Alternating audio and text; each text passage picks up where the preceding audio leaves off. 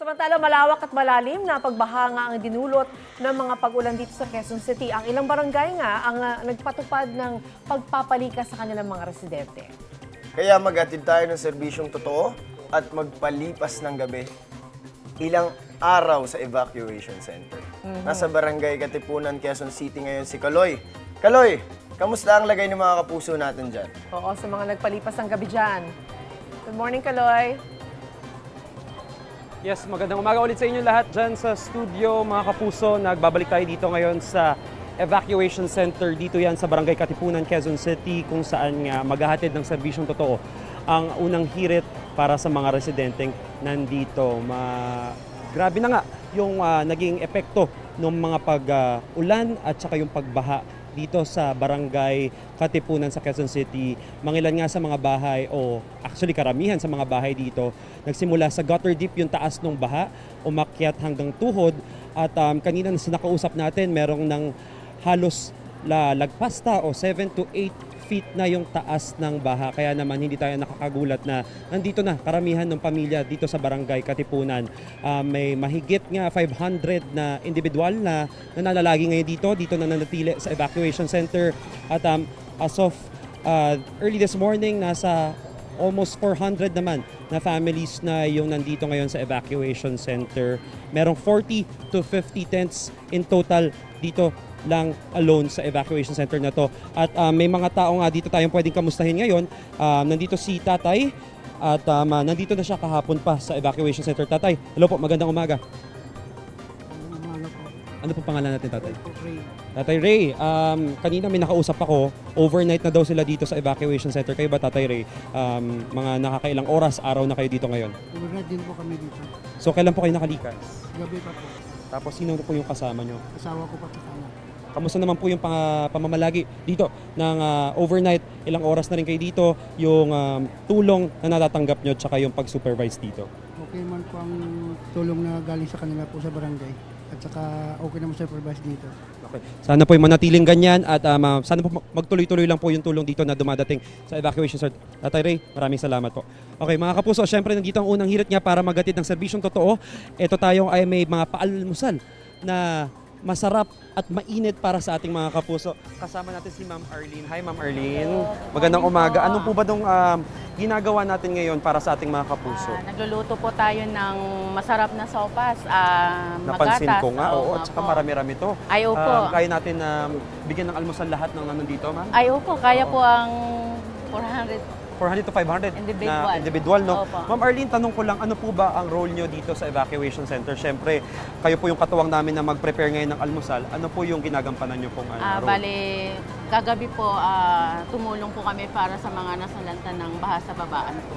Taga dito rin po kayo sa Barangay Ay, Katipunan. opo. Ayun, so, di ba, kakapwa-tao dito tayo, nagtutulong-tulong para matulungan yung mga nasalanta nating mga kapuso. So, Opo. napansin ko, medyo kumukulo na, medyo marami na ring ingredients na nakalagay. Ano pa pong sahog ang ilalagay natin? Lalagyan po natin siya ng gulay para po sa masustansya, para po sa mga bata. Ayan, at may repolyo yan, no? Opo, at may evacuation din po tayo na buntis, senior. Ayun, kaya naman Opo. para may nutrients at saka Opo. ano pa rin, Opo. healthy pa rin yung kinakain nila kahit dito gantong maulan. At saka mainit na sabaw. Mainit. Ang perfect kapag ganitong Opo, malamig ma'am. na Opo. panahon, di ba? Mainitan man lang yung tiyan nila. Okay, so eto, habang tuloy-tuloy lang yung pagluto natin with Ma'am Arlene, si Kapuso Foundation ay katuang din natin dyan. Siyempre may relief goods silang inihatid ngayong umaga. At sa mga kapuso nating nais tumulong, bukas ang GMA Kapuso Foundation para po sa inyong mga donasyon. Maaari po kayong magdeposito sa aming mga bank account o kaya naman po magpadala sa Cebuana Luwelier. Pwede rin pong online via GCash, Shopee, Lazada at Metrobank credit card. Maliban dyan, syempre, ito, may mga nakaprepare na tayong sopas dito, Ma'am Arlene. Pinamimigay na rin natin to sa kanila. Ayan po, almusal po para sa inyo. Hello po, ma'am. Pampainit po ng tiyan. Ayan, syempre, Masarap na gulay. sopas.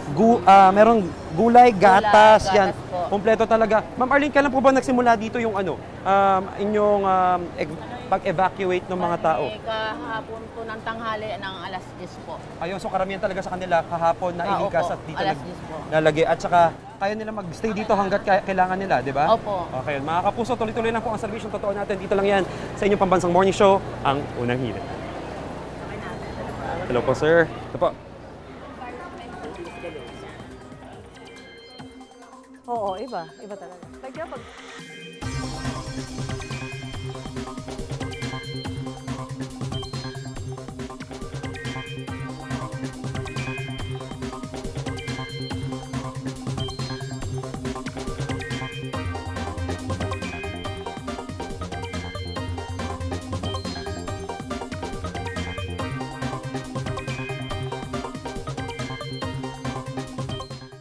Tuloy-tuloy din po ang paghahatid ng serbisyong totoo sa mga taga-barangay Katipunan dyan sa Quezon City. Kanina nakapag-almusal na ang ilang pamilya at ngayon mamimigay pa tayo ng relief goods kasama ang GMA Kapuso Foundation. Balikan natin dyan ngayon si Kaloy. Kaloy, anong lagay dyan?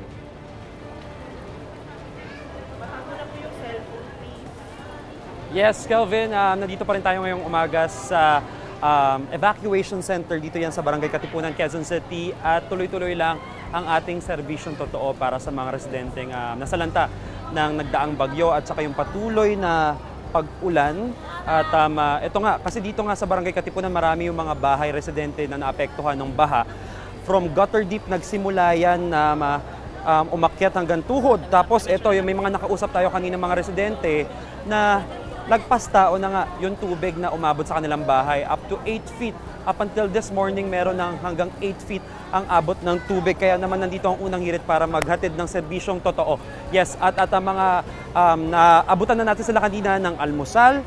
Meron tayong pasopas para naman po mainit-init yung kanilang makain ngayong umaga at lalo na't malamig ang panahon. Tapos Kapuso Foundation din ay katuwang natin sa pamamigay ng relief goods. Ang relief goods natin, meron tayo dyang bigas na ibibigay sa kanila. Kasama ng bigas ay may delata at saka mga noodles, instant noodles para sa kanila just in case kailangan nila agad ng panandaliang relief doon sa kanilang gutom. Nandito tayo, mabilis nilang maipe-prepare yan kahit nandito na sa evacuation center. Mayroong mga kapuso rin tayong pumasok kahit na ganito kalakas ang ulan, hindi suspendido ang trabaho, inilaban nila. Meron tayo ditong provided ng barangay na palikuran para pwede sila doon maligo bago sila dumiretso sa kanilang trabaho. Yung mga estudyante din, suspended na klase, so kasama natin sila ngayong umaga dito, katuwang ng kanilang mga magulang. At syempre sa mga kapuso natin gusto nais mong tumulong, pwede po kayo magpadala ng inyong donasyon through GMA Kapuso Foundation sa kanilang mga bank accounts at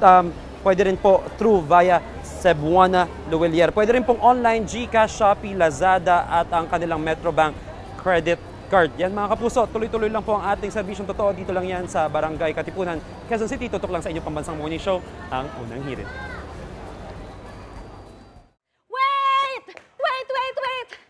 Wait lang! Huwag mo muna i-close. Mag-subscribe ka na muna sa GMA Public Affairs YouTube channel para lagi kang una sa mga latest kwento at balita. I-follow mo na rin ang official social media pages ng Unang Hirit. Thank you! O sige na,